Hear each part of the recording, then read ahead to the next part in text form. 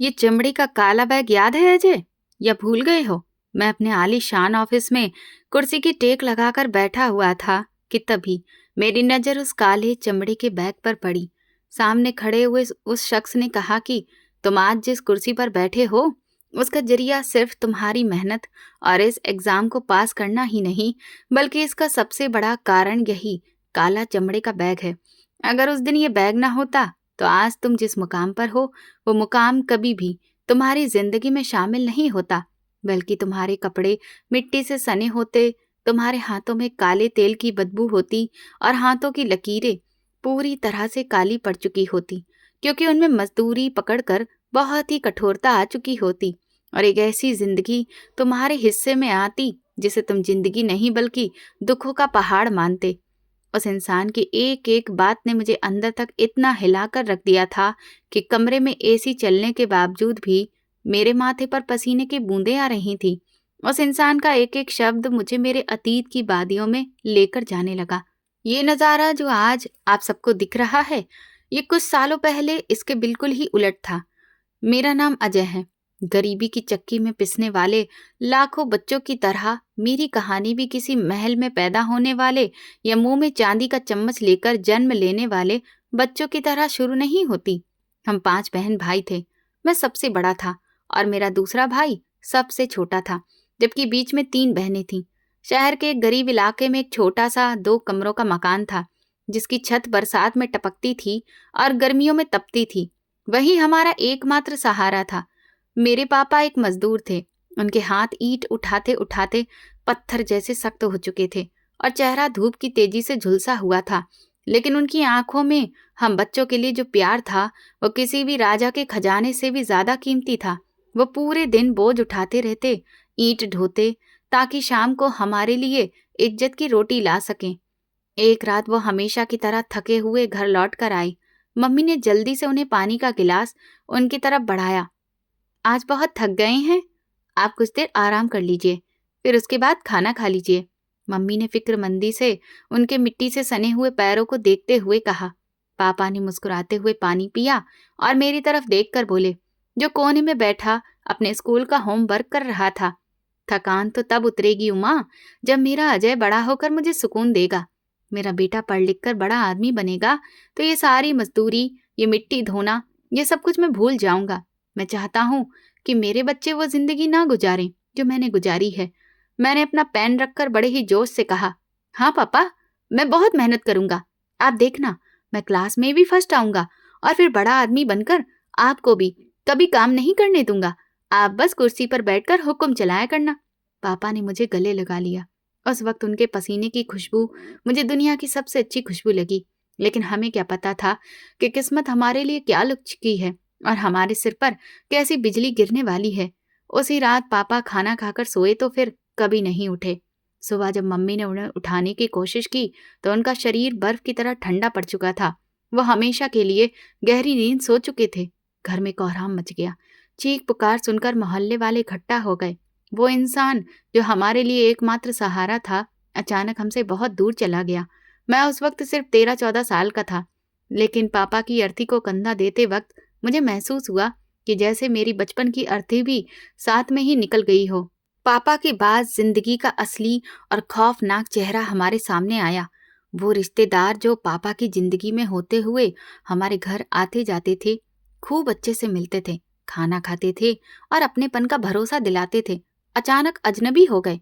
पापा के जाने के तीसरे दिन ही चाचा, मामा, ताऊ सभी ने अपनी नजरें फेर ली और आपस में बातें होने लगी कि अब इन 5 बच्चों और एक विधवा औरत का खर्च कौन उठाएगा।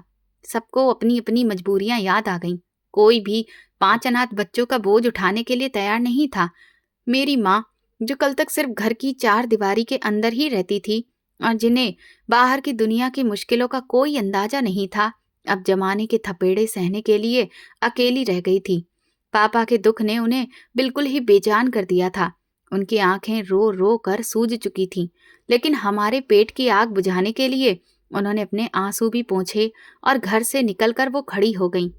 अजय बेटा, तुम फिक्र मत करो, जब तक तुम्हारी माँ जिंदा है तुम सब बहन भाई पढ़ोगे। मैं लोगों के घरों में काम कर लूंगी बेटा, झाड़ू पोछा करूंगी, लेकिन तुम्हारी पढ़ाई नहीं रुकने दूंगी। तुम्हारे पापा का सपना अधूरा नहीं रहेगा। मम्मी ने मेरे सिर पर हाथ फेरते हुए दुख भरे अंदाज में कहा था। लेकिन मैं देख चुका था कि उनके अंदर का इंसान टूट चुका था। उस दिन मेरा दिल कटकर रह गया। मेरी माँ, जो मेरे लिए बिल्कुल किसी रानी से कम नहीं थी, जिन्हें पापा ने कभी गर्म हवा तक नहीं लगने दी थी, अब लोगों के घरों में बर्तन धोने और कपड़े धोने के लिए मजबूर थी। वो सुबह सुबह ही निकल जाती और शाम को थकी हुई वापस घर लौटती। लोगों की कठोर बातें, उनके ताने और उनका नफरत से भरा व्यवहार, वो सब कुछ खामोशी से बर्दाश्त करती रही ताकि हम लोग स्कूल जा सकें और हमारे पेट में रोटी जा सके। हम सारे बहन भाई एक सरकारी स्कूल में पढ़ते थे।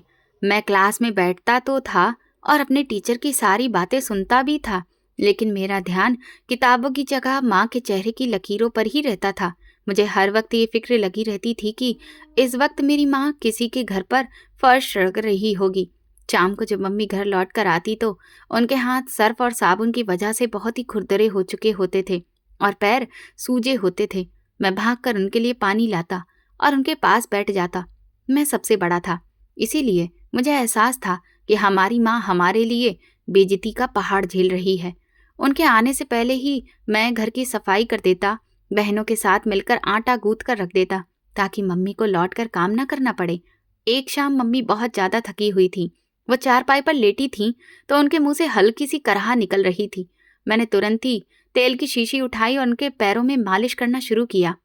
रहने दो बेटा, तुम अभी बहुत छोटे हो, थक जाओगे। मम्मी ने बड़े ही प्यार से मुझे मना करना चाहा और अपने पैर पीछे कर लिए। मैंने उनके पैर मजबूती से पकड़ लिए और दबाते हुए जिद की, नहीं मम्मी, आप पूरा दिन हमारे लिए इतना काम करती हैं, क्या मैं आपके लिए इतना भी नहीं कर सकता? मुझे ये सब अच्छा लगता है, मैं ये सब सिर्फ अपने लिए कर रहा हूँ। मम्मी ने नम आंखों से मेरी तरफ देखा। उठकर वो बैठ गईं और मेरे माथे पर हाथ फेरा। उनके आंसू मेरे हाथों पर गिर पड़े।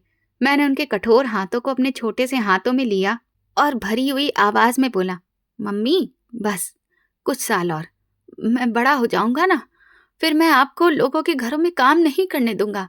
मैं आपको बहुत आराम दूंगा।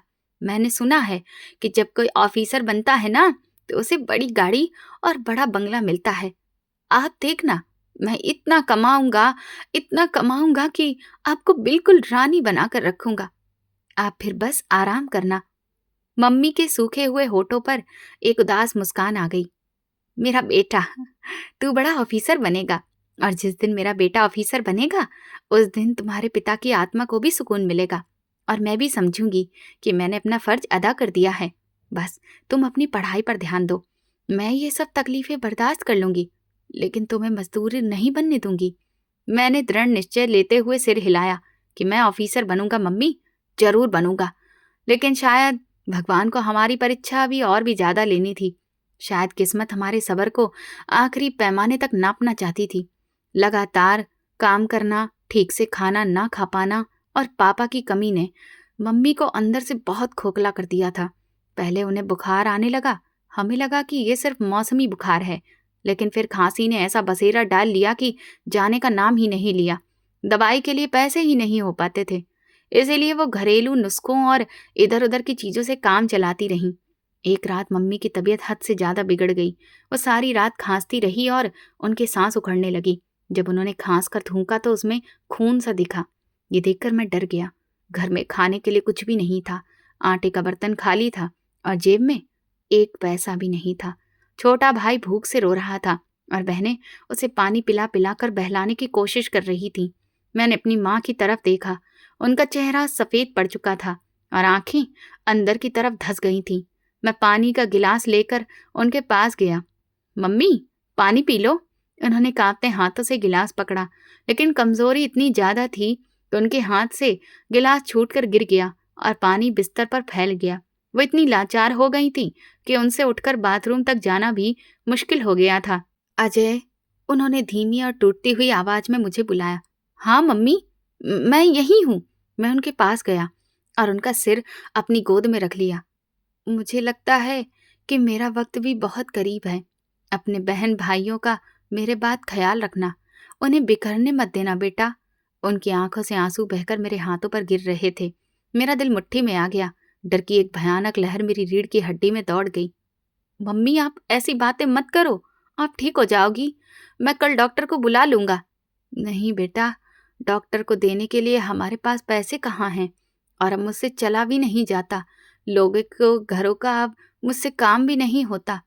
आज जिस घर में काम करती थी, वहां की मालकिन ने संदेश भिजवाया है कि अगर कल काम पर नहीं आई तो वो किसी और को रख लेगी। हमारी रोजी रोटी का आसरा भी खत्म हो गया है, मम्मी ने रोते हुए बताया। ये सुनकर मेरे अंदर कुछ टूट गया। जिस माँ ने हमें पालने के लिए अपनी जवानी, अपना सुकून और अपनी सेहत दांव पर लगा दी, आज वो 2 वक्त की रोटी के लिए अपनी जान से गुजर रही थी। घर में रोटी के लाले पड़ चुके थे। रिश्तेदारों के दरवाजे तो पहले से ही बंद थे, और माँ का एकमात्र सहारा और उनकी नौकरी भी शायद खत्म होने वाली थी। मैं सारी रात जागता रहा। दीवार पर लटका हुआ मेरा स्कूल का बैग मुझे घूर रहा था। मुझे अपनी किताबों से, अपने पेन से बहुत प्यार था, लेकिन उस वक्त मुझे अपनी बहन भाइयों के पेट की आवाज़ें ज़्यादा तेज सुनाई दे रही थीं। मुझे समझ आ गया था कि अब मुझे बस्ते का बोझ उतार कर जिम्मेदारी का बोझ अपने कंधों पर लादना होगा। अगर अभी भी मैंने कुछ भी नहीं किया तो मेरी माँ बीमारी से और मेरे बहन भाई भूख से तड़प तड़प कर मर जाएंगे। सुबह होते ही मैंने फैसला कर लिया। मैंने अपनी स्कूल की यूनिफॉर्म को तय करके बक्से में रखा और मम्मी के पास गया, जो बड़ी मुश्किल से आंखें खोल पा रही थी। मम्मी, आप आज काम पर नहीं जाएंगी? मैंने मजबूत अंदाज में कहा। हालांकि अंदर से मैं रो रहा था। लेकिन बेटा, घर कैसे चलेगा? राशन कहाँ से आएगा? दवाइयाँ कहाँ से आएंगी? मम्मी ने कमजोर आवाज में पूछा। मैं हूं ना मम्मी, मैं काम करूंगा। मैं बच्चा नहीं रहा हूं, मैं कमाऊंगा और आपका इलाज भी करवाऊंगा। मम्मी ने तड़प कर मेरा हाथ पकड़ लिया। उनकी गिरफ्त कमजोर थी, लेकिन उसमें ममता की ताकत थी। नहीं अजय, बिल्कुल भी नहीं। तुम अभी बहुत छोटे हो, तुम्हें पढ़ना है। तुमने वादा किया था कि तुम ऑफिसर बनोगे। खबरदार, जो तुमने स्कूल छोड़ा। मेरे गले में जैसे फंदा बन गया था, लेकिन फिर भी मैंने अपने जज्बातों को दबा कर रखा। ऑफिसर बनने के लिए जिंदा रहना जरूरी है मम्मी, और जिंदा रहने के लिए रोटी चाहिए। मैं वादा करता हूँ कि मैं मेहनत करूंगा, कोई गलत काम नहीं करूंगा। लेकिन अब आप आराम करेंगी, अब आपका बेटा काम आएगा। मम्मी मुझे रोकती रही, रोती रही, वास्ते देती रही, लेकिन मैंने अपने आंसू पी लिए। मुझे पता था कि उनका इलाज और खर्च अब सिर्फ मेरे कंधों पर है। मैं घर से निकलकर खड़ा हो गया। बाहर की दुनिया बहुत जालिम थी और मैं बहुत छोटा था, लेकिन मेरे पास हिम्मत के सिवा और कोई रास्ता नहीं था। मैं सड़कों पर मारा मारा फिरने लगा। सूरज आग बरसा रहा था और मेरा पेट खाली था, लेकिन घर के हालात मुझे रुकने की इजाजत नहीं दे रहे थे। मैं एक होटल पर गया जहां खाना पक रहा था। बाबा जी, मुझे काम पर रख लीजिए, मैं बर्तन धो लूंगा, सफाई कर लूंगा, मैंने मालिक से कहा। मालिक ने मेरी तरफ देखा और बड़ी नफरत से कहा, तू जा यहाँ से और कहीं जाकर बाहर खेल। हम बच्चों को काम पर नहीं रखते। कल को अगर कोई बर्तन तोड़ दिया तो मेरा तो नुकसान हो जाएगा। चल भाग जा यहाँ से। मैं वहां से निकला और एक कपड़े की दुकान पर गया। सेठ जी, कोई छोटा मोटा काम हो तो दे दीजिए। अरे नहीं भाई, मुझे जरूरत नहीं है। वैसे भी तुम जैसे लड़के काम कम करते हैं और चोरी ज्यादा करते हैं। शकल से ही भिखारी लग रहा है। सेठ ने मुझे दुत्कार दिया। उनकी बातें मेरे दिल पर खंजर की तरह लगीं। मैं भिखारी नहीं था, मैं मजबूर था। दोपहर हो चुकी थी, प्यास से गला सूख रहा था। कई जगह से दुत्कारे जाने के बाद मैं शहर के आखिरी किनारे पर बनी एक वर्कशॉप पर पहुंच गया। वहां गाड़ियों का शोर था, काले तेल की बू थी और हथौड़ों की ठक ठक कट कट की आवाजें आ रही थी। मेरी नजर एक बड़ी सी वर्कशॉप पर पड़ी, जहां काले रंग का मोटा सा इंसान, जिसके कपड़े तेल से सने थे और हाथ में एक बड़ा सा पाना था, ऊंची आवाज में अपने नौकरों को गालियां दे रहा था। वो उस वर्कशॉप का गुरु लग रहा था। उसका व्यवहार देखकर मैं घबरा गया, लेकिन अब और कोई रास्ता भी नहीं था। मैं डरते डरते उसके पास गया। गुरुजी, मैंने हिम्मत करके आवाज दी। उसने मुड़कर मेरी तरफ देखा और उसकी आंखें काफी लाल थीं। पान खाने की वजह से दांत काफी खराब हो चुके थे और चेहरे पर गहरा रूखापन था। क्या हो गया है? भीख मांगने आया है? तो आगे निकल, यहाँ कोई दान नहीं बट रहा, उसने बड़े कड़क अंदाज में कहा। मैंने जल्दी से दोनों हाथ जोड़ते हुए कहा, नहीं गुरुजी, मैं कोई भीख नहीं मांग रहा हूँ, मुझे बस काम चाहिए। मैं मेहनत करूंगा, आप जो कहेंगे वो करूंगा, बस मुझे नौकरी पर रख लीजिए। उस गुरु ने मुझे ऊपर से नीचे तक देखते हुए मेरा जायजा लिया। मेरा कमजोर शरीर और कम उम्र देखकर वो जोर जोर से हंसने लगा, जो किसी धमाके से कम नहीं था। तू तू काम करेगा? अपनी उम्र देखी है? दूध पीने के दांत टूटे नहीं और चला है गाड़ी ठीक करने। ये बच्चों का खेल नहीं है। चल भाग जा यहाँ से। मेरे पैरों तले से जमीन निकल गई। ये मेरी आखिरी उम्मीद थी। अगर यहाँ से भी खाली हाथ लौटा तो फिर घर जाकर माँ को क्या मुंह दिखाऊंगा? छोटे भाई को रोटी कहाँ से दूंगा? शाम होने वाली थी और घर में अंधेरा और भूख मेरा इंतजार कर रहे थे। मेरी आंखों में आंसू आ गए। मैं अपनी बची हुई इज्जत मारकर उसके तेल से गंदे पैरों के पास बैठ गया और उसके पैर पकड़ लिए। भगवान के लिए मुझे रख लीजिए। मेरी माँ घर में बीमारी से मर रही है। मेरे बहन भाई भूखे हैं। अगर आपने मुझे काम नहीं दिया तो फिर हम सब लोग मर जाएंगे। मैं आपके आगे हाथ जोड़ता हूँ, मुझे थोड़े से पैसे दे दिया करें। मैं सारा दिन काम करूंगा, रात को भी काम कर लूंगा। मेरे अंदाज में ऐसी बेबसी और दर्द था कि वहां खड़े दूसरे कारीगर भी अपना काम छोड़कर खामोश हो गए। उस आदमी की हंसी रुक गई। उसने कुछ लम्हे ध्यान से मेरी तरफ देखा। शायद उसे मेरी हालत पर तरस आ गया, या शायद उसे अंदाजा हो गया कि उसे एक सस्ता और मजबूर गुलाम मिल रहा है जो कभी जुबान नहीं खोलेगा। उसने अपने गंदे हाथों से सर खुजाया और फिर लापरवाही से बोला, अच्छा ठीक है, उठ जा, ड्रामा मत कर। लेकिन सुन, काम बहुत ही कठिन है। यहाँ पर नाज नखरे नहीं चलेंगे, और अगर गलती की तो उसकी भी कोई गुंजाइश नहीं है। अगर काम चोरी की तो हड्डी पसली एक कर दूंगा। मैं शिकायत का मौका नहीं दूंगा। गुरुजी, आप जो कहेंगे मैं वो करूंगा। मैंने जल्दी से उठते हुए अपने आंसू पोंछे। चल फिर ठीक है, वो सामने जो गाड़ी खड़ी है उसके टायर खोल दे। और हाँ, दिहाड़ी सिर्फ 200 रुपये मिलेगी, वो भी अगर काम पसंद आया तो। मंजूर है? 200 रुपये? महंगाई के इस दौर में ऊंट के मुंह में जीरे जैसे थे। लेकिन उस वक्त मेरे लिए 200 रुपये भी लाखों के बराबर थे, क्योंकि इससे कम घर का चूल्हा तो जल सकता था। मैंने तुरंत ही इस बात पर सिर हिला दिया। ठीक है, मंजूर है गुरुजी। और इस तरह उस दिन स्कूल का बस्ता, किताबें और पेन की जगह मेरे हाथों में भारी रिंच और पाना आ गया। मुझे नहीं पता था कि वर्कशॉप मेरे काम की जगह ही नहीं बनेगी, बल्कि वही वो मुकाम होगा जहां मेरी किस्मत का फैसला होगा, जहां मेरी ईमानदारी का सबसे बड़ा इम्तिहान लिया जाएगा, जो मुझे फर्श से उठाकर अर्श तक ले जाएगा। वर्कशॉप का वो माहौल मेरे लिए किसी नरक से कम नहीं था। काला तेल, गाड़ियों का शोर और गुरु की हर वक्त की डांट, थप्पड़। मैंने कभी सोचा भी नहीं था कि किताबें पकड़ने वाले हाथ इतनी जल्दी काले तेल और चिकनाई में गंदे हो जाएंगे। लेकिन पेट की आग इंसान को सब कुछ सिखा देती है। पहले दिन की मजदूरी के बाद जब गुरु ने मेरे हाथ पर 200 रुपये रखे तो मेरी हथेली उन पैसों के बोझ से कांप रही थी। ये कागज के मामूली टुकड़े नहीं थे, बल्कि मेरे बहन भाइयों की भूख का इलाज थे। मैं भागता हुआ घर गया। रास्ते में एक छोटी सी दुकान से आटा और थोड़ी सी सब्जी खरीदी। जब घर पहुंचा तो माँ बेचैनी से दरवाजे पर नजर जमाए बैठी थी। जैसे ही मैं अंदर दाखिल हुआ, छोटा भाई दौड़कर मेरे पास आया और मेरी टांगों से लिपट गया। भैया आ गए, भैया आ गए, वो खुशी से जोर जोर से चिल्लाने लगा।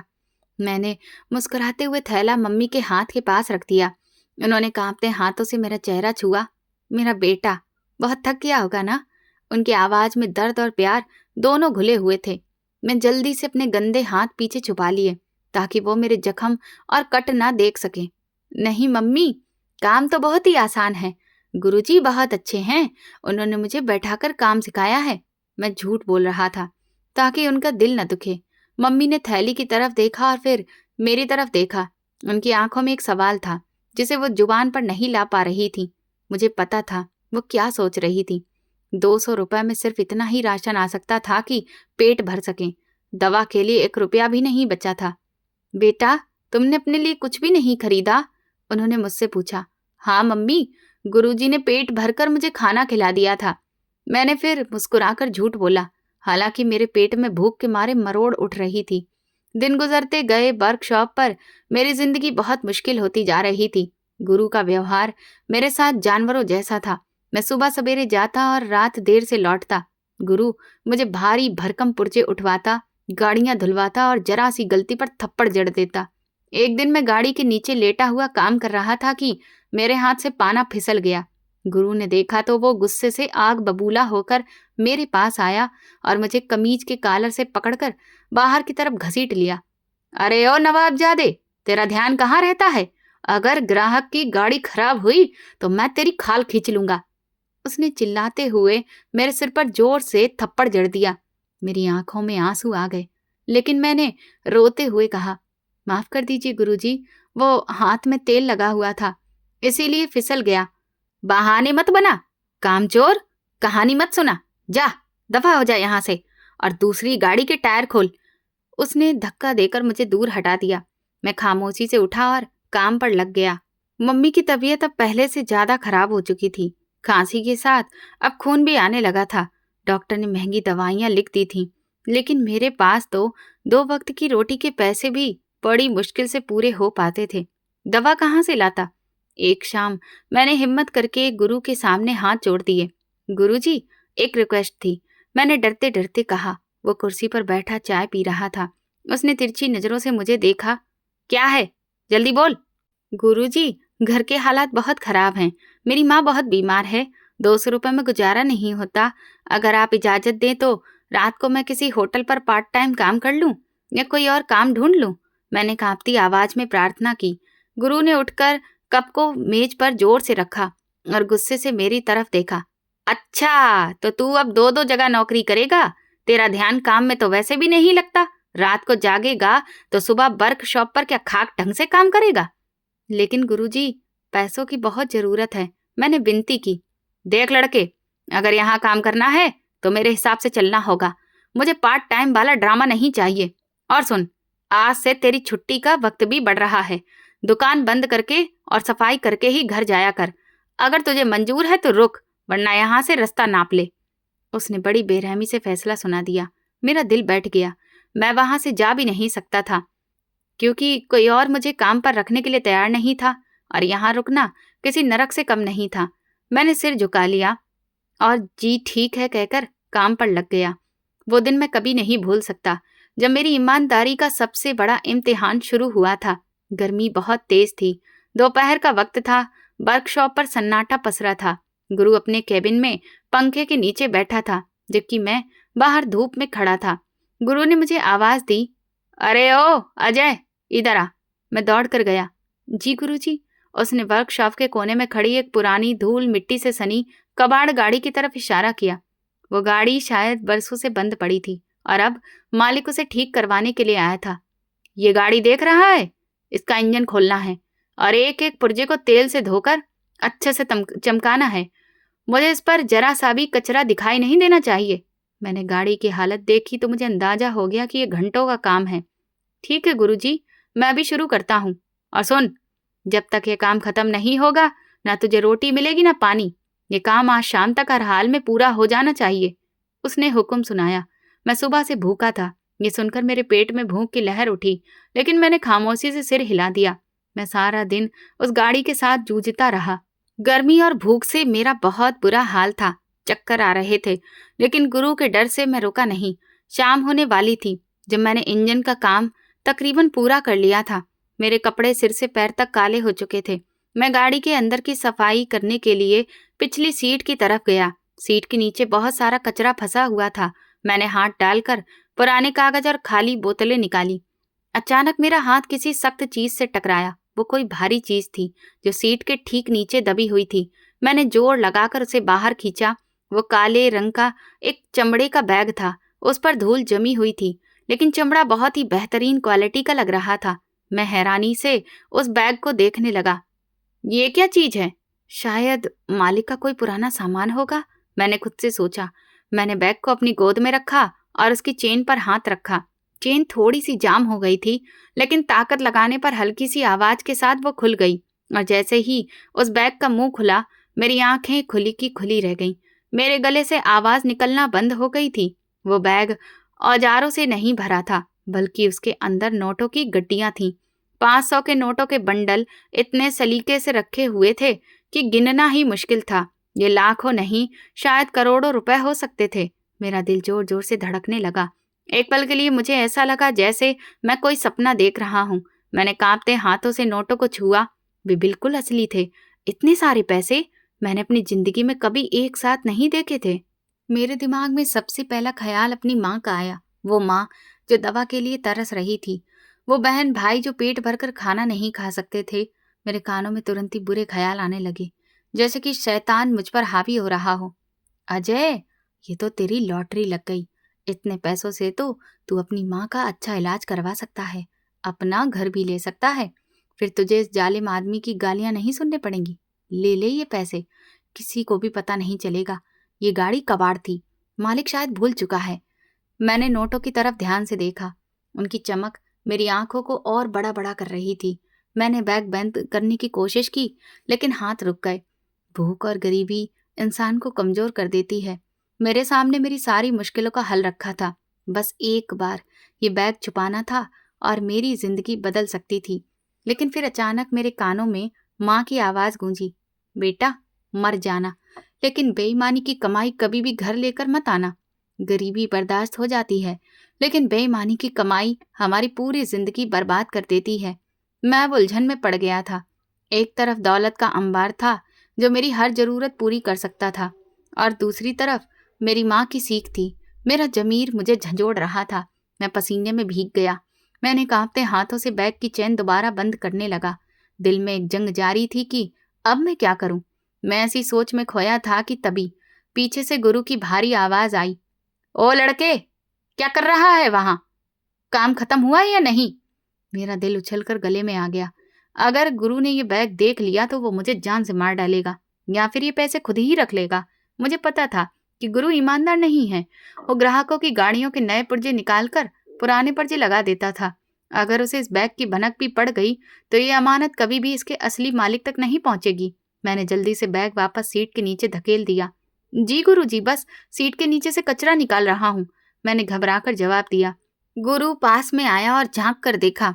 अंधेरा हो रहा था, इसीलिए उसे सीट के नीचे कुछ भी दिखाई नहीं दिया। जल्दी कर, मुझे घर जाना है। तू भी दुकान बंद कर और निकल यहाँ से। ये कहकर वो वापस मुड़ गया। गुरु के जाने के बाद मैंने चैन की सांस ली, लेकिन अब मेरे सामने एक नई मुसीबत खड़ी थी। ये बैग यहाँ पर छोड़ना खतरे से खाली नहीं था, और साथ लेकर जाना भी एक बहुत बड़ा रिस्क था। मैंने फैसला किया कि मैं ये बैग इसके असली मालिक तक पहुंचाऊंगा। जिसकी ये गाड़ी है, ये पैसे भी उसी के हैं। मैंने गाड़ी के डैशबोर्ड में रखे हुए कागजों को ध्यान से देखना शुरू किया। वहां एक कार्ड मिला जिस पर मालिक का नाम और घर का एड्रेस लिखा हुआ था।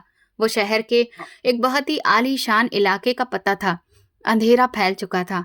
गुरु अपनी मोटरसाइकिल निकाल कर जा चुका था और मुझे दुकान बंद करने की हिदायत देकर गया था। मैंने जल्दी जल्दी सामान समेटा, दुकान का शटर गिराया और ताला लगा दिया। फिर मैंने चारों तरफ देखा। सड़क वीरान हो रही थी। मैंने दोबारा गाड़ी का दरवाजा खोला और वो भारी बैग बाहर निकाल लिया। उसे मैंने अपने पास रखे मैले कपड़े से छुपाने की कोशिश की, लेकिन वो काफी बड़ा था। एक अनजाना डर मेरी नसों में फैलने लगा।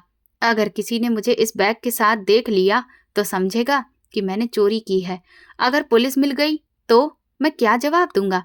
लेकिन मेरा जमीर मुझसे कह रहा था कि यह किसी की अमानत है, और किसी की अमानत को अपने पास रख लेना सबसे बड़ा गुनाह होता है। हे भगवान, मेरी मदद करना। मैं ये बोझ इसके असली मालिक तक पहुंचाना चाहता हूँ। मैं दिल से भगवान से प्रार्थना करने लगा। मैं बैग को अपने सीने से लगाकर सड़क पर आकर खड़ा हो गया। हर गुजरती हुई गाड़ी मुझे पुलिस की गाड़ी लग रही थी। मेरे दिल की धड़कनें इतनी तेज थीं कि मुझे अपनी पसलियों से टकराती हुई महसूस हो रही थी। थोड़ी ही देर बाद एक रिक्शा आता हुआ दिखाई दिया। मैंने हाथ हिलाया। रिक्शा मेरे पास आकर रुक गया। कहाँ जाना है बेटा? रिक्शे वाले ने पूछा। मैंने उसे कार्ड पर लिखा हुआ एड्रेस बताया। बैठ जाओ, उसने मुझसे कहा। मैं जल्दी से रिक्शे में बैठ गया और बैग को अपनी टांगों के बीच में दबा लिया। रिक्शा चल पड़ा और मैं एक अनजानी मंजिल की तरफ निकल पड़ा, जहां मेरी जिंदगी का एक और हैरान कर देने वाला मोड़ मेरा इंतजार कर रहा था। रिक्शा गलियों से गुजर रहा था और मेरा दिल किसी डोलती नाव की तरह हिचकोले खा रहा था। टांगों के बीच में दबा हुआ वो काला बैग मुझे किसी भारी पहाड़ जैसा महसूस हो रहा था। मैंने कभी सपने में भी इतनी बड़ी रकम के बारे में नहीं सोचा था। रिक्शा जैसे जैसे हिल रहा था, मुझे अपना वजूद भी हिलता हुआ लग रहा था। बार बार ख्याल आ रहा था कि अगर किसी मोड़ पर पुलिस ने मुझे रोक लिया तो मैं वहां क्या जवाब दूंगा, या अगर गुरु को पता चल गया कि मैंने वो बैग निकाल लिया है तो वो मेरी जान ही ले लेगा। बेटा, तुम कहाँ खो गए हो? एड्रेस तो आ गया है। रिक्शे वाले की आवाज ने मुझे वर्तमान में लाकर पटक दिया। मैंने बाहर देखा तो एक आलीशान गेट सामने था। अभी मैं रिक्शे से उतरा ही था कि मुझे अपने घर का ख्याल आया। आज मैं घर के लिए कोई राशन नहीं ले पाया था। मम्मी तो भूखी होंगी, बहन भाई इंतजार करते करते शायद अब तक सो चुके होंगे। मेरे पास वो 200 रुपए अभी भी जेब में पड़े थे, जो गुरु ने आज बड़ी मुश्किल से मुझे दिए थे। क्या हुआ बेटा, पैसे निकालो। रिक्शे वाले ने हाथ आगे किया। मैंने कांपते हाथों से वो 200 रुपए निकाल कर उसे दिए। रिक्शा वाला पैसे लेकर चला गया और मैं उस भारी भरकम बंगले के सामने अकेला खड़े रह गया। बैग को मैंने कपड़े के नीचे और भी कसकर दबा लिया। वो कुछ ही लम्हे पहले की बात थी, जब मैं वर्कशॉप में अकेला रह गया था। गुरु के जाने के बाद जब मैंने वो बैग निकाला तो मेरे दिमाग में बहुत सारी उलझनें आई थीं। अजय, ये सब पैसे तुम्हारे हो सकते हैं, तुम इसे रख लो। मेरे अंदर से एक आवाज आई थी। बार बार ख्याल आ रहा था कि इन पैसों से मेरे बहन भाई बहुत अच्छी जिंदगी जी सकते हैं और उनकी पढ़ाई लिखाई की दिक्कतें भी दूर हो जाएंगी। लेकिन फिर मेरी परवरिश मेरे सामने आकर खड़ी हो जाती थी कि अगर मैंने ऐसा किया तो फिर मुझ में और मेरे गुरु में क्या ही फर्क रह जाएगा। वो गुरु जो दूसरों के साथ बेईमानी करता है। नहीं, मैं ऐसा नहीं करूंगा। मैंने उसी वक्त खुद से फैसला किया था। मैं गरीब जरूर हूं लेकिन चोर नहीं हूं। मैं ये बैग इसके असली मालिक तक जरूर पहुंचाऊंगा, चाहे फिर इसके लिए मुझे आज की रात भूखा ही क्यों न सोना पड़े। बंगले के बड़े गेट पर एक गार्ड खड़ा था, जिसने मुझे सिर से पैर तक देखा। मेरे कपड़े तेल से गंदे थे और चेहरे पर मिट्टी लगी थी। अरे ओ लड़के, कहाँ घुसा चला आ रहा है? गार्ड ने मुझे झिड़कते हुए कहा। मैंने डरते हुए कहा कि साहब, वो मुझे मलिक साहब से मिलना है, उनकी गाड़ी का कुछ सामान है। गार्ड जोर से हंस पड़ा।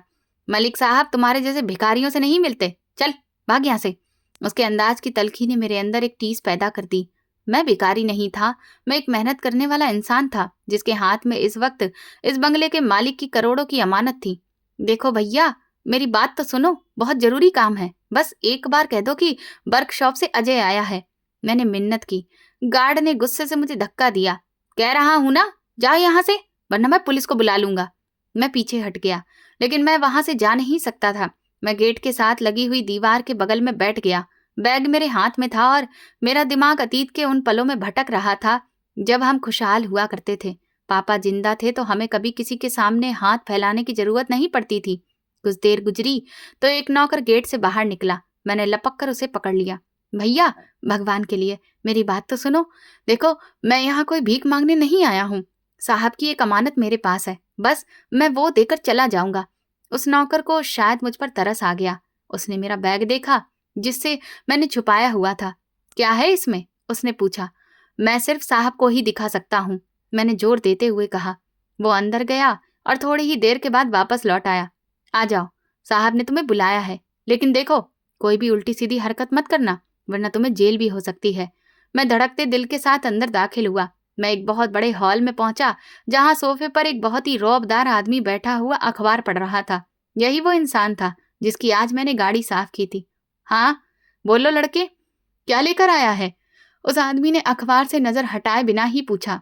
मैंने आगे बढ़कर वो काला बैग मेज पर रख दिया। साहब, ये आपकी गाड़ी की पिछली सीट के नीचे से मिला है। साहब ने जैसे ही वो बैग देखा, उनके हाथ से अखबार गिर गया। उन्होंने तेजी से बैग खोला और नोटों की गड्डियां देखकर उनके चेहरे का रंग ही उड़ गया। वो हैरत से कभी बैग को देखते और कभी मुझे। तुम्हें पता है इसमें कितने पैसे हैं? उनकी आवाज में धमाके जैसी गूंज थी। नहीं साहब, मैंने तो गिने ही नहीं, बस इतना पता है कि ये आपके हैं और मुझे आप तक पहुंचाने थे, मैंने सादगी से जवाब दिया। उन्होंने बैग बंद किया और सोफे से उठकर मेरे पास आए। तुम्हारे गुरु ने ये नहीं देखा? नहीं साहब, मैंने उन्हें नहीं बताया। अगर वो देख लेते तो शायद ये आप तक पहुंच नहीं पाते, मैंने सच्चाई से कहा। वो इंसान खामोश हो गया और गहरी नजरों से मेरा जायजा लेने लगा। उसकी खामोशी मुझे अब डरा रही थी। मुझे लगा कि शायद वो मुझ पर शक कर रहा है कि मैंने कुछ पैसे निकाल लिए होंगे। तुम्हारा नाम क्या है? उसने पूछा। अजय, मैंने छोटा सा जवाब दिया। अजय, तुम बहुत ही छोटे हो और बहुत गरीब भी लग रहे हो। तुमने ये पैसे खुद क्यों नहीं रख लिए? इससे तुम्हारी जिंदगी तो बदल सकती थी ना। उस आदमी के इस सवाल में एक अजीब सा इम्तिहान था। मेरी आंखों में आंसू आ गए। मेरी माँ कहती है साहब कि गरीबी में भूख बर्दाश्त हो जाती है, लेकिन जमीर बेचकर खाया हुआ रोटी का टुकड़ा कभी भी हजम नहीं होता। मैं गरीब जरूर हूं, लेकिन चोर नहीं बनना चाहता। वो शख्स कुछ कहने ही वाला था कि अचानक उसका फोन बजने लगा। उसने फोन सुना और फिर उसका चेहरा और भी ज्यादा गंभीर हो गया। ठीक है, मैं अभी आता हूँ। उसने मेरी तरफ देखा। अजय, तुम यहीं रुको, मुझे एक जरूरी काम से जाना है। मैं वापस आकर तुमसे बात करूंगा। साहब, मुझे अपने घर जाना है। मेरी माँ बीमार है और बहन भाई भूखे होंगे। मैंने बेचैनी से कहा। सिर्फ आधा घंटा, गार्ड तुम्हें खाना खिला देगा, तुम बस यहीं बैठो। उसने हुक्म दिया और तेजी से बाहर चला गया। मैं वहां अकेला खड़ा रह गया। गार्ड मुझे किचन की तरफ ले गया और एक प्लेट में खाना लाकर दिया। खाना देखकर मेरी भूख जाग गई, लेकिन मुझे वो निवाला गले से नीचे उतारना बहुत मुश्किल लग रहा था।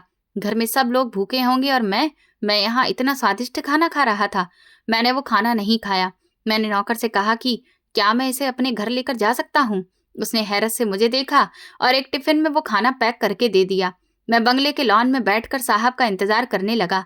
रात गहरी हो रही थी, आसमान पर तारे चमक रहे थे और मैं सोच रहा था कि आज का दिन मेरी जिंदगी का कितना बड़ा दिन था। मैंने इतनी बड़ी मुश्किल को पार कर लिया था। तकरीबन 1 घंटे के बाद गेट पर एक गाड़ी आकर रुकी। ये वही मर्सिडीज थी जिसका जिक्र मैंने पहले किया था। मैं अपनी जगह से खड़ा हो गया। गाड़ी से वही साहब उतरे। वो चलते हुए मेरे पास आए और कहने लगे, अजय, सच कहूं तो मैंने अपनी अब तक की जिंदगी में तुम्हारे जितना ईमानदार इंसान नहीं देखा।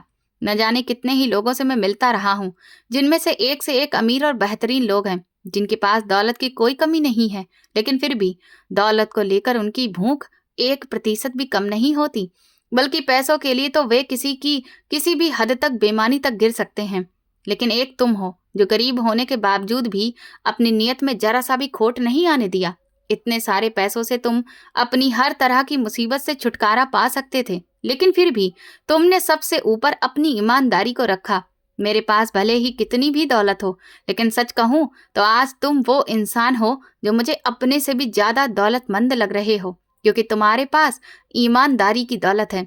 तुम्हारे पास वो क्षमता है जिसने तुम्हारे मन को गलत रास्ते पर भटकने नहीं दिया। एक से एक लोग होते हैं जो सब कुछ कर सकते हैं, लेकिन अपने मन को भटकने से नहीं रोक पाते। जिसने अपने मन पर काबू कर लिया वो कुछ भी कर सकता है।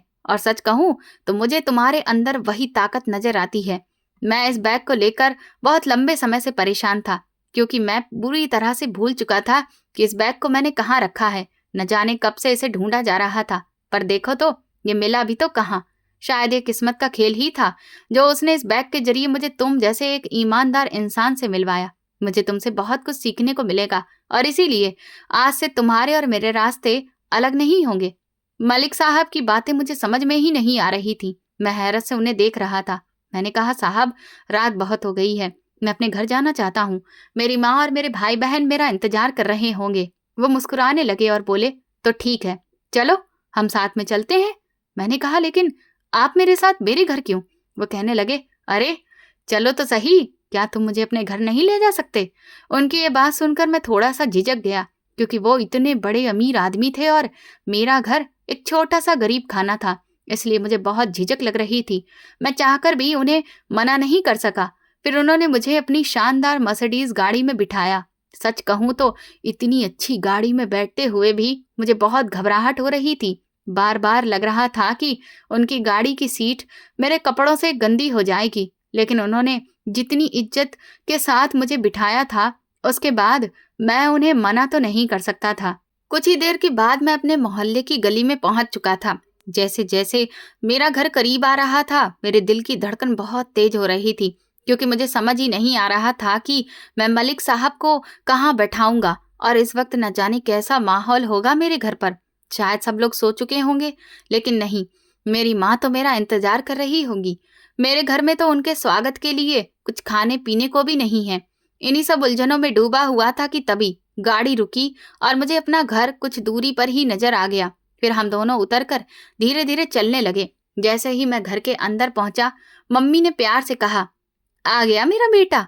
तभी उन्होंने मेरे पीछे एक शानदार कपड़े पहने हुए इंसान को देखा तो हैरान रह गईं और पूछने लगी कि बेटा ये कौन है? ये कहते हुए उनकी आवाज हल्की सी कांपने लगी। मैंने मम्मी को बताया कि ये मलिक साहब हैं, बहुत बड़े आदमी हैं। लेकिन माँ के चेहरे को देखकर मैं समझ पा रहा था कि वो इस वक्त उलझन में डूबी हुई हैं कि भला इतना बड़ा आदमी इतनी रात को हमारे घर में क्या कर रहा है। मलिक साहब सामने आगे बढ़े, मेरी माँ को नमस्ते किया और फिर उसी टूटी हुई चारपाई पर बैठ गए जिस पर माँ अभी तक लेटी हुई थी। उन्होंने फिर एक एक करके सारी बात माँ को बताई। जिन्हें सुनते ही उनकी आंखों में आंसू और चेहरे पर मुझ पर गर्व होने की चमक साफ दिखने लगी। मलिक साहब ने कहा कि आपने अपने बेटे को बहुत अच्छी परवरिश दी है। ऐसी परवरिश तो बड़े से बड़े परिवारों में भी लोग अपने बच्चों को नहीं दे पाते। उनके पास पैसा दौलत सब कुछ होता है, लेकिन बस वे संस्कार नहीं होते जो उनके बच्चों में होने चाहिए। आपने सचमुच बहुत अच्छी परवरिश की है। मलिक साहब ने मुझे अपने पास बुलाया और मेरे कंधे पर हाथ रखते हुए कहा कि अजय, अगर मैं चाहता तो जो पैसे तुमने मेरी अमानत समझकर मुझे वापस लौटाए थे, उनमें से कुछ पैसे मैं तुम्हें इनाम के तौर पर दे सकता था, लेकिन सच कहूं तो ये तुम्हारी ईमानदारी की तौहीन होती। इसीलिए मैं कुछ और तुम्हारे लिए करना चाहता हूँ। मैंने हैरत से मलिक साहब की तरफ देखने लगा। मैंने उनसे कहा, नहीं साहब, मैंने वो पैसे आपको इसलिए नहीं लौटाए थे ताकि उसके बदले में मुझे कुछ मिल सके। मैं तो बस अपनी बात मैं पूरी भी नहीं कर पाया था कि मलिक साहब ने मुझे बीच में ही रोक दिया। वो कहने लगे कि तुमने अपने दिल की सुनी और अब मैं अपने दिल की सुनूंगा, और मुझे उम्मीद है कि तुम मुझे मेरे दिल की सुनने से रोकोगे नहीं। मलिक साहब ने माँ की तरफ देखते हुए कहा कि आज से आपका बेटा उस गैराज में काम नहीं करेगा, बल्कि वो अब एक बार फिर से पढ़ने के लिए स्कूल जाएगा। और सिर्फ वही नहीं, उसके बाकी के भाई बहन भी पढ़ने स्कूल जाएंगे और आपका इलाज भी इस शहर के सबसे बेहतरीन हॉस्पिटल में होगा। इस सब की जिम्मेदारी मेरी है। फिर मलिक साहब ने मुझसे पूछा, बताओ अजय, जाओगे ना स्कूल? उनकी ये बात सुनते ही मेरी आंखों से आंसू निकलने लगे। मैंने उनके हाथ पकड़ लिए और कहा, साहब, आपने मुझ पर बहुत बड़ा एहसान किया है।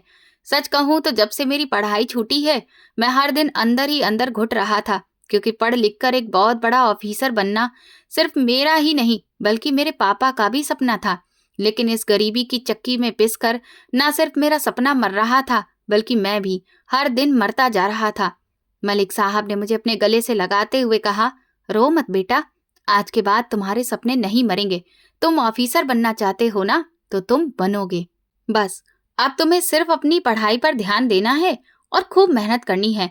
उस रात के बाद हमारी जिंदगी की रात ढल चुकी थी और एक नया खूबसूरत चमकदार सवेरा हमारी जिंदगी में रोशन हुआ था। मलिक साहब ने जो कहा उसे करके दिखाया। मेरा और मेरे बाकी भाई बहनों का एडमिशन उन्होंने शहर के सबसे अच्छे स्कूल में करवाया और माँ का इलाज भी बेहतरीन तरीके से होने लगा, जिससे उनकी तबीयत में धीरे धीरे सुधार आने लगा था। हमारे घर के हालात अब बेहतर होने लगे, क्योंकि सारा खर्चा मलिक साहब ने अपने कंधों पर ले रखा था। मैंने एक दो बार उनसे कहने की कोशिश भी की कि आप हम पर इतने एहसान मत कीजिए, तो उन्होंने कहा कि ये तुम पर मेरा कोई एहसान नहीं है, बल्कि ये मेरा फर्ज है।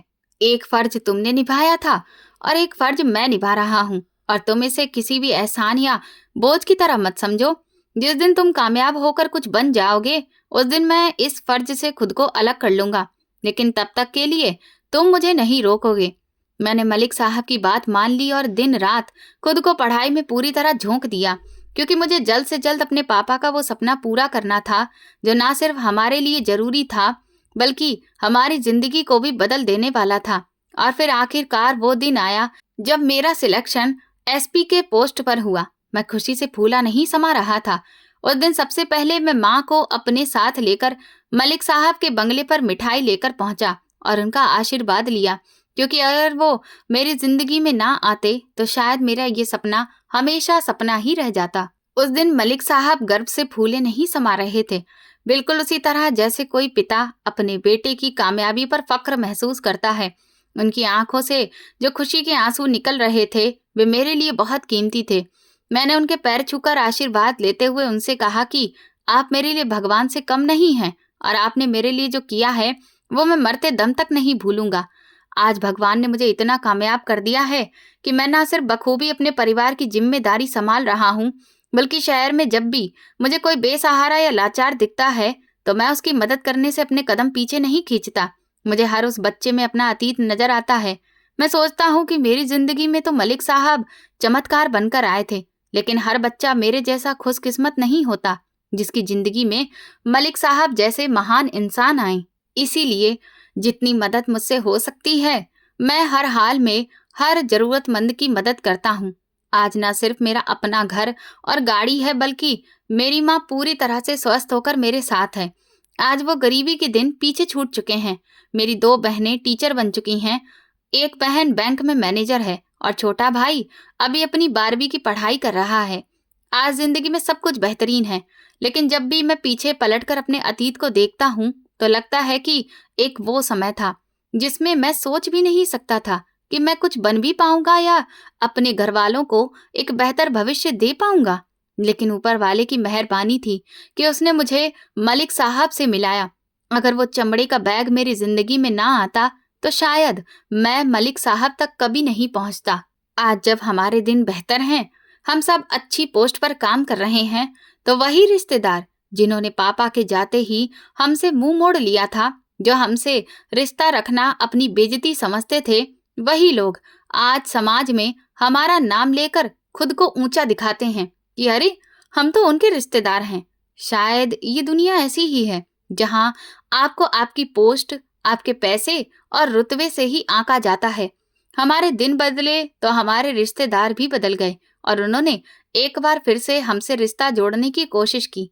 लेकिन मैं अब इससे बहुत ऊपर उठ चुका हूँ, क्योंकि जिन लोगों ने हमारे बुरे वक्त में हमारा साथ नहीं दिया, उन्हें कोई भी हक नहीं बनता कि वे अब हमारे अच्छे वक्त में भी हमारे साथ हों। जब बुरे वक्त में मैं, मेरे भाई बहन और मेरी माँ ही एक साथ अकेले डटकर उस भयंकर तूफान में खड़े थे, तो आज इस फूलों की बारिश में भी मैं सिर्फ अपने परिवार के साथ ही रहना चाहता हूँ।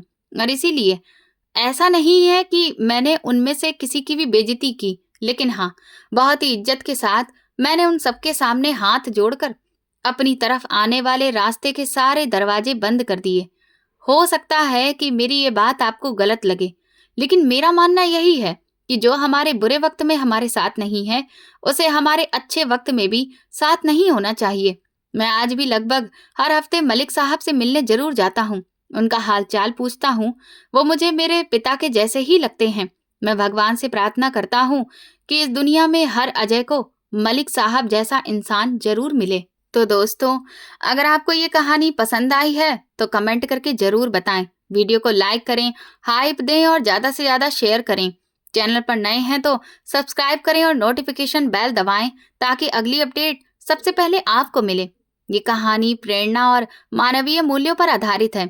इसके सभी पात्र और घटनाएं वास्तविक जीवन से प्रेरित हो सकती हैं, लेकिन किसी भी व्यक्ति, स्थान या घटना से समानता पूरी तरह से संयोग मात्र है। इस कहानी का उद्देश्य ईमानदारी, संघर्ष और सही फैसलों की ताकत को दिखाना है, ना कि किसी व्यक्ति या वर्ग को ठेस पहुंचाना। धन्यवाद।